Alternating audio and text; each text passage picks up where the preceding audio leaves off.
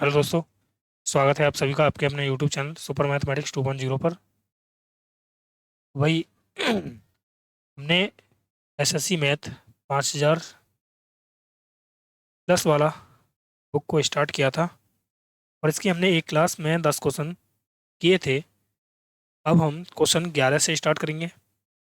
जो भी क्लास को पहली बार देख रहे हैं वो चैनल को सब्सक्राइब कर लें और वीडियो को लाइक और शेयर कर दें। ओके। तो देखिए, शाम को 9 बजे से आपकी ये 9 बजे का जो टाइम दे रखा है आपका, ये शाम की क्लास का है, लाइव का। ध्यान रखना, लाइव क्लास आपकी 9 बजे चलती है शाम को। ओके। और इस बुक को भी मैं लाइव ही पढ़ाऊंगा, लेकिन फ़िलहाल मैं कुछ टाइम के लिए मैं ऑफलाइन ही रिकॉर्ड करके इसका क्लास डालूंगा। ओके। देखिए, अच्छे सवाल हैं इसमें, सभी जितने भी क्वेश्चन हैं। तो बनाइए इस क्वेश्चन को और क्या होगा इसका आंसर। जल्दी से जल्दी करने का क्या तरीका हो सकता है इसका। देखो, परसेंटेज मैंने आपको रेलवे वाले उसमें पढ़ा दिया है, तो मैं इसको डायरेक्ट ही करूँगा, ध्यान रखना। देखो, ये CGL 2022 में पूछा गया क्वेश्चन है। ओके। और CGL 2024 के जो क्वेश्चन हैं आपके, उनकी भी मैं शॉर्ट वीडियो या शॉर्ट क्लास डालता रहूँगा, तो उन्हें भी आप देख लेना। ओके। देखिए, एक स्कूटर के मूल्य में क्रमिक तौर पर 10%, 5%, 15% की वृद्धि होती है। देखो यार, रेशियो मेथड से करेंगे। 10% की वृद्धि तो 10 से हो गया ये 11। 5% वृद्धि, 5 का मतलब 1/20, तो 20 से हो गया ये 21। 15% वृद्धि यानी 3/20 हो गया, तो 20 से ये हो गया 23। ओके। सक्सेसिव भी लगा सकते हैं यहाँ पे हम। देखो, अगर मैं इसे मल्टीप्लाई करता हूँ तो 2 दूनी 4 यानी 4000, तो ये हो गया। और इसकी मल्टीप्लाई करेंगे तो 23 एकन 23, 23 दूनी 46, 46 और 2 हो गया 48। तो 11 की मल्टीप्लाई करेंगे तो 3, 8 और 3 11, 8 4 12 और 1 13, यानी ये आ गया आपका 53 13। तो मुझे बताओ यहाँ कितने की वृद्धि होगी। 1313 की वृद्धि हुई है 4000 से। परसेंट के लिए क्या करोगे, 100। दो जीरो से दो जीरो कैंसिल की, तो यह आ गया आपका कितना भाई, एक 1313/40%। या फिर इसको मैं लिख सकता हूँ भाई, 40 या 120 होगा, 120। तो बचा आपका 113 बचा आपका। ठीक है ना। 40 दूनी 80 यानी 32 से ऑप्शन स्टार्ट होगा, 32 सही। 33/40%, ऑप्शन ए हमारा करेक्ट होगा। ओके। और भी तरीके हैं इसके। दूसरा तरीका देख लो, चलो। 10% वृद्धि बोल रहा है तो 110/100 कर दो। 5% वृद्धि बोल रहा है तो 105/100 मल्टीप्लाई करते हुए चलेंगे। मल्टीप्लाई 15% वृद्धि तो 115/100। 100 से तुलना करेंगे कितना ज़्यादा है या कितना कम है। ठीक है ना। ध्यान रखना, 100 से तुलना करेंगे तो देखो यहाँ से जीरो कटा, फिर आपकी ये पॉइंट में चीज़ आएगी यहाँ पे, फिर आपको थोड़ा सा और सॉल्व करना पड़ेगा, है ना। तो इस मेथड से इसी वजह से मैंने नहीं बताया था, क्योंकि जो भी चीज़ें आएंगी फिर वो पॉइंट में आएंगी। देखो, 5 दूनी 10 हो गया, और 5 दूनी 10, 5 एकन 5 हो गया। ठीक है ना। 5 से काटा मैंने इसको, 23 बार कट गया। 5 से ये कितना कट गया, 20 बार। तो ये कितना हो गया आपका, ये हो गया आपका 4000। और ये वही आ जाएगा 53 13। देखो, 4000 से कितना ज़्यादा है ये, 1313 ज़्यादा है। 1313 4000 से है। परसेंट के लिए 100 कर दो, तो यही आंसर आ जाएगा आपका। ओके। एक होता है सक्सेसिव, 3 बार सक्सेसिव लगाते हैं, वहाँ पे भी पॉइंट में आंसर आएगा अगर मैं करूँगा तो सॉल्व। ठीक है ना। तो उसे भी मैं तरीके को नहीं बता रहा हूँ। देखो, एक घन की प्रत्येक भुजा में 12% की वृद्धि होती है, तो पृष्ठीय क्षेत्रफल। देखिए, एक तो होता है घन, सॉरी आयतन, एक होता है वॉल्यूम यानी आयतन, और एक होता है एरिया मतलब क्षेत्रफल। तो इनमें क्या अंतर होता है, देखो, इसकी पावर होती है, मान लो कुछ भी होगा ये, इसकी पावर 3 होती है और इसकी पावर 2 होती है क्षेत्रफल की। ठीक है ना। अगर पावर 3 होगी तो हम 3 बार सक्सेसिव लगाएंगे, पावर 2 होगी तो हम 2 बार सक्सेसिव लगाएंगे। मतलब एक बार जो होता है, उसने वो बोला है कि घन की प्रत्येक भुजा में 12% की कमी हो रही है, मतलब और पूछा क्या है इसने, पृष्ठीय क्षेत्रफल। तो क्षेत्रफल में क्या होता है, पावर 2 होती है, तो इसे 2 बार लिख दो, सक्सेसिव लगा दो। 12 माइनस 12 माइनस माइनस प्लस हो जाएगा, 12 × 12 बटे 100। तो माइनस का हो गया 24 प्लस 144, 100 से भाग करूंगा तो ये आ जाएगा आपका इतना। तो इसको माइनस करूंगा तो ये 56 तो आएगा लास्ट में, 0.22, यानी 22.56 आ जाएगा। ऑप्शन सी हमारा राइट होगा। ओके, अगला सवाल देखो। यदि किसी मूवी टिकट की कीमत में 12.5% की वृद्धि हुई है, 12.5 का मतलब होता है 1/8, यानी 8 से 9 हो गई वो। ओके, कीमत प्राइस हो गया ये। ऐसा होने से क्या हुआ है कि टिकट की बिक्री में 8 से ही 1/2 मतलब 17/200 की वृद्धि हुई है। यानी अगर पहले ये 200 थी टिकट, तो अब ये 217 हो गई है। तो यहाँ देखो, 200 टिकट और 217, इसका मतलब क्या है, इसका मतलब ये है कि एक टिकट का प्राइस है ये 8 रुपये, तो 200 टिकट कितने की होगी भाई, ये टिकट है आपकी 1600 रुपये की होगी ये, ठीक है ना। और देखो अब एक टिकट का प्राइस कितना है, 9 रुपये, और 217 टिकट हैं, तो ये कितना प्राइस हो गया, तो ये 17 × 9 = 153 हो गया, 9 दूनी 18 और 1 19, यानी 1953 हो गया ये। तो मुझे बताओ कितने की वृद्धि होगी भाई प्राइस में, आय में कितने की वृद्धि हुई है, ये होगी 353। कितने से हुई है, 1600 से। परसेंट के लिए क्या करोगे, 100, 2 जीरो से 2 जीरो कैंसिल की, 16 दूनी 32 हो गया, 3 बचा, फिर 16 दूनी 32, यानी अप्रॉक्स में 22 आएगा। 22, ऑप्शन डी हमारा राइट होगा। ओके, आया आपकी समझ में। अगला सवाल देखो, पूरा सॉल्व करने की जरूरत नहीं है, ध्यान रखना। अच्छा, इसमें एक और दिया है, 22 से 2 स्टार्ट है ना, तो फिर भी यही आएगा। देखो भाई, 16 दूनी 32 हुआ था ना, 32 और 1 आया था, फिर ना जाने की जीरो लगाओगे आप ना, और पॉइंट लगा के बढ़ाओगे, तो यही होगा फिर। अगला सवाल देखो अब। रमन की आय का 75% खर्च करता है। रमन अपनी आय का 75% मतलब 3/4 खर्च करता है, यानी ये एक्सपेंशन है, एक्सपेंडिचर, और ये इनकम है। तो सेविंग कितनी हुई, 1 की, क्योंकि आय अगर 4 रुपये है, खर्च कर दिया 3 रुपये, तो बचत कितनी हुई, 1 रुपये की।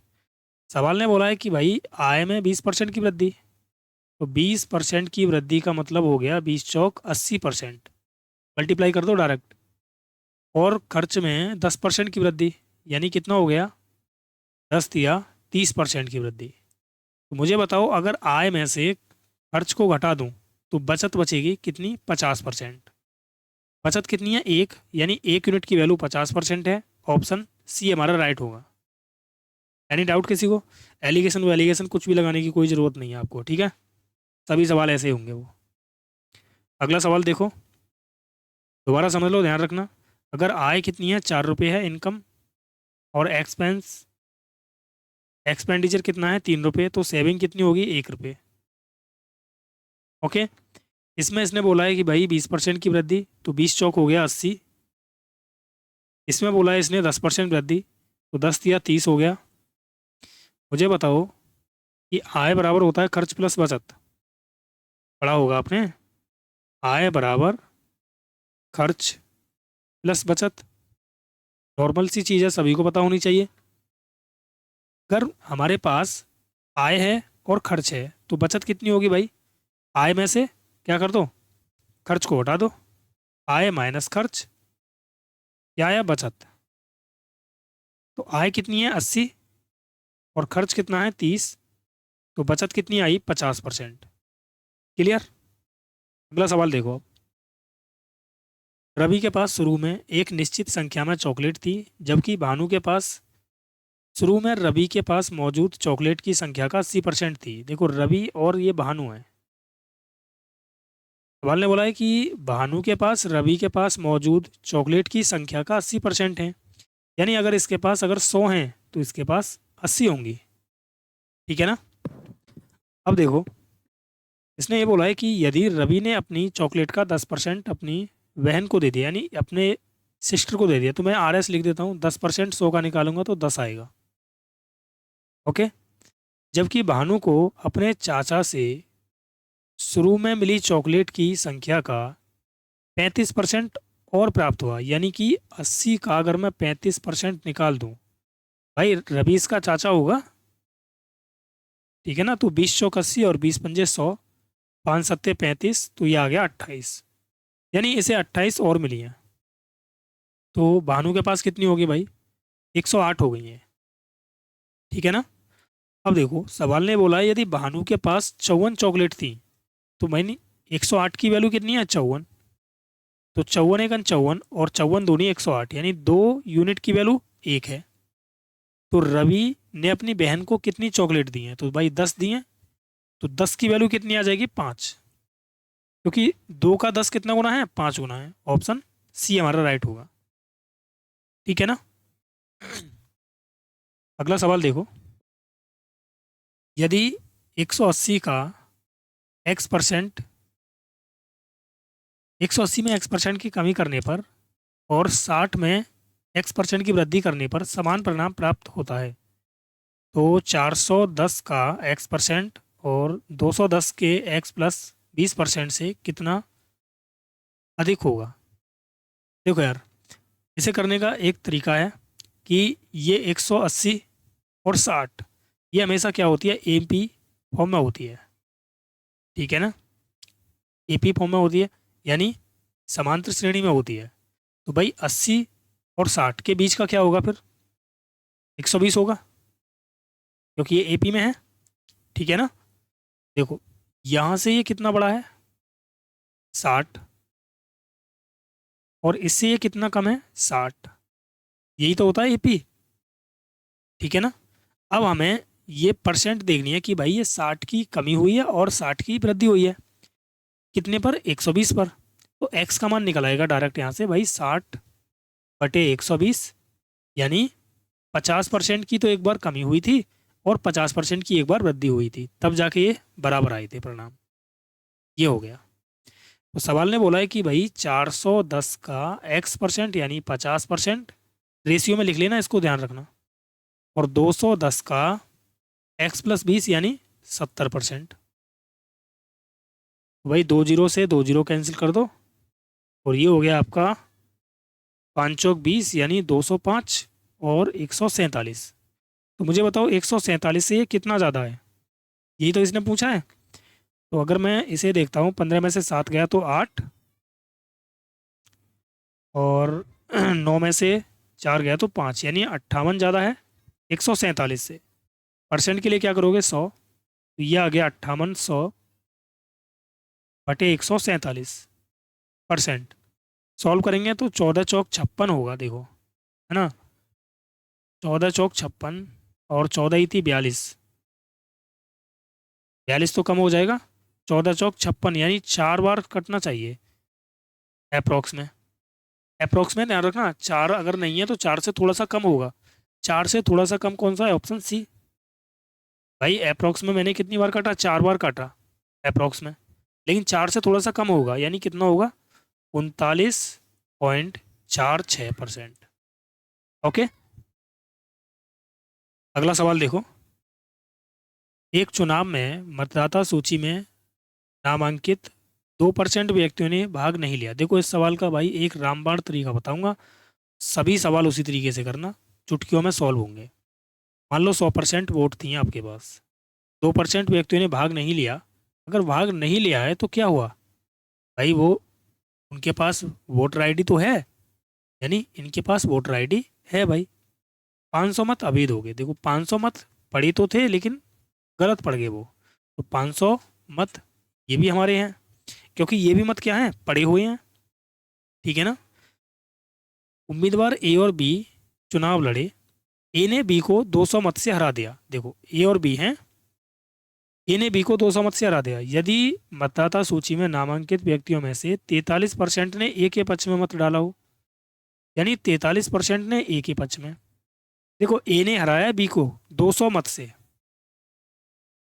ना। तो भाई इसके पास कितने होंगे, 43% माइनस 200, ठीक है ना। ये भी तो कुल कुल मत पड़े हुए हैं, तो भाई इन्हें भी लिखो, 43% तो ए के हैं, और 43% में से अगर 200 कम कर दें तो ये बी के आ जाएंगे, देखो 43 दूनी 86 हो गया, 86 और 2 88 हो गया, 88 को इधर लेकर आऊँगा तो 100 में से घटाएंगे 12 बचेगा, और ये आ गया 300, यानी 12% की वैल्यू 300 है।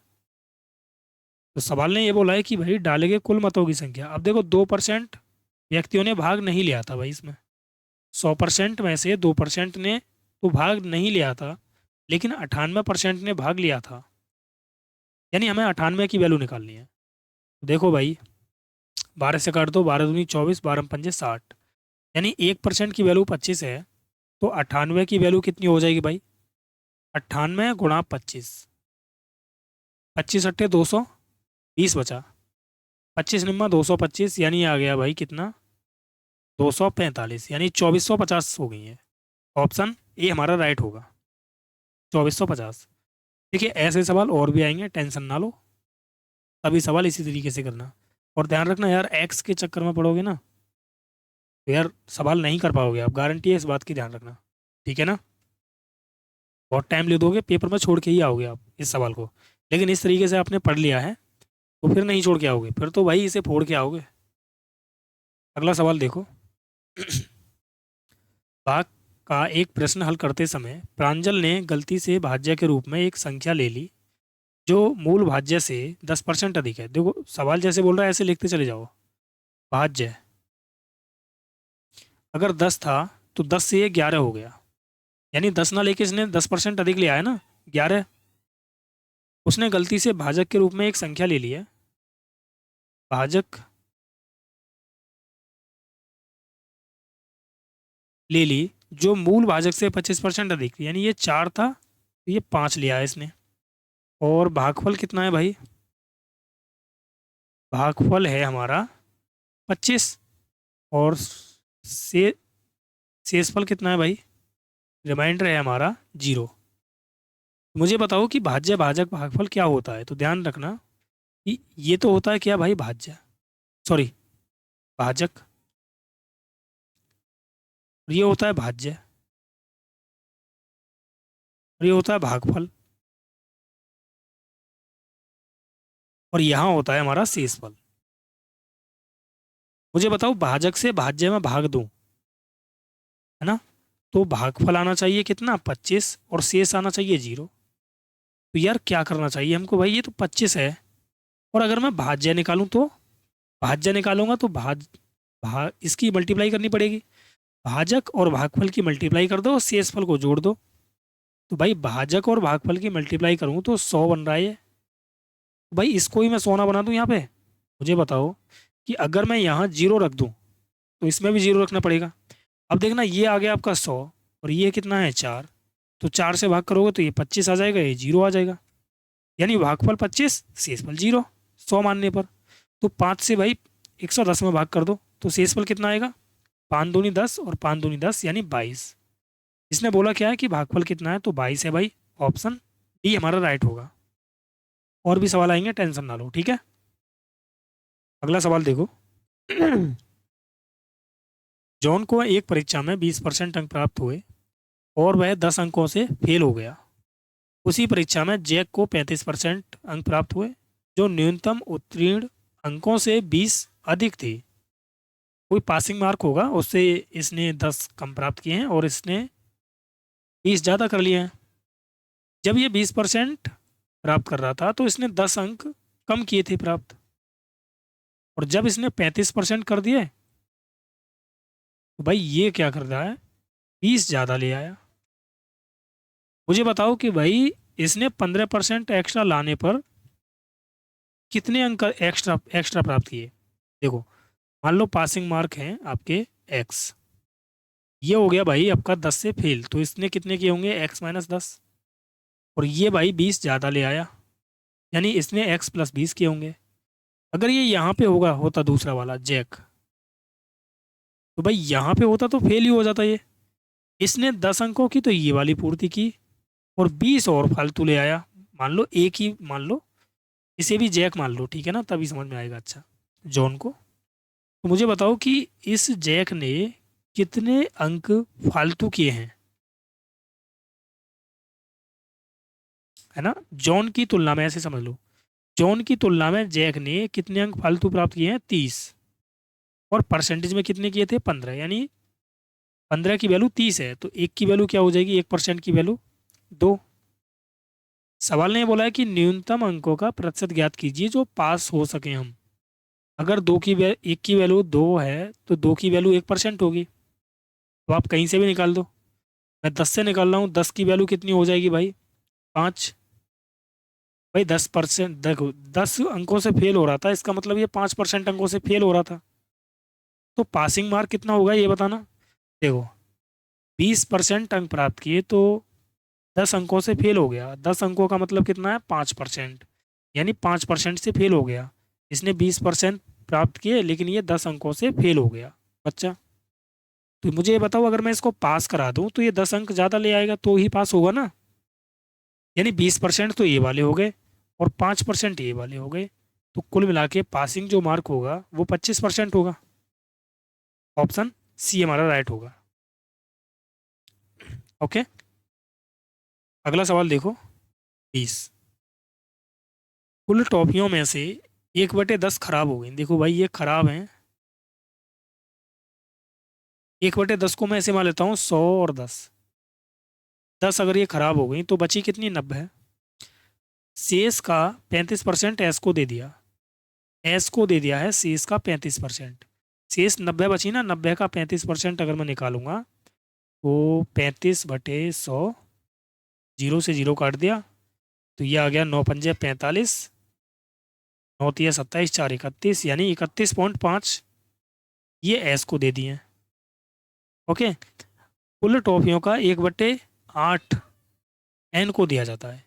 एन को दिया जाता है, देखो कुल टॉफी कितनी है 100, 100 का 1/8वां हिस्सा हो गया 12.5, यानी ये 12.5 मिल रही है किसको, एन को। ओके, तो इसने बोला है कि यदि एन के पास टॉफियाँ खराब टॉफियों से 10 अधिक हैं तो एन के पास खराब से कितनी ज़्यादा हैं, 2.5। और 2.5 की वैल्यू कितनी है भाई, 10। तो हमें निकालनी किसकी वैल्यू है भाई, 31.5 की। तो 31.5 की अगर मैं निकालता हूँ तो देखो पॉइंट से जीरो हटाओ, 25 सेकंड 25 और 25×4 = 100 हो गया। तो 31.5 की वैल्यू कितनी आ जाएगी, 15×4 = 60, यानी 6 आ गया। और 4×3 = 12, यानी 126 आ गई है। ऑप्शन सी हमारा राइट होगा। तो भाई कुल टॉफी कितनी है, 126 है। ओके, ऑप्शन ए हमारा राइट होगा इसका। आए क्या आपकी समझ में, बोलो भाई। देखिए भाई, जो भी भाई क्लास को पहली बार देख रहे हैं वो चैनल को सब्सक्राइब कर लें और वीडियो को लाइक और शेयर कर दें। ओके, चलो इससे आगे के क्वेश्चन हम अगली क्लास में देखेंगे। ठीक है, छोटी छोटी ही क्लास लेंगे जिससे कि आप भी अच्छे से समझ पाओ। ओके, और इसका टाइम देखो, इसमें बुक में तो दे रखा है भाई कितने दिन का समाप्त करने का, 101 दिन का। ठीक है ना, मतलब इस बुक को हम 101 दिन में पूरा ख़त्म कर देंगे। लेकिन 101 दिन ना लेके, जब तक मैं ऑफलाइन क्लास दे रहा हूँ तब तक मैं कम कम क्वेश्चन कराऊंगा। और ऑनलाइन मैं जिस दिन से स्टार्ट कर दूंगा उस दिन से आपको अच्छे क्वेश्चन कराऊंगा। ठीक है ना, रेगुलर। तो हम 101 दिन की बात है, या तो भाई 101 दिन से पहले ख़त्म कर देंगे या फिर 101 दिन के बाद ख़त्म कर देंगे, यानी 120 या कह सकते हैं 110 दिन। ओके, जब हम लाइव कराएंगे। चलिए भाई, क्लास को अभी यहीं पर समाप्त करते हैं। इससे आगे हम अगली क्लास में देखेंगे क्वेश्चन नंबर 21 से। ओके बाय, जय हिंद सभी के लिए।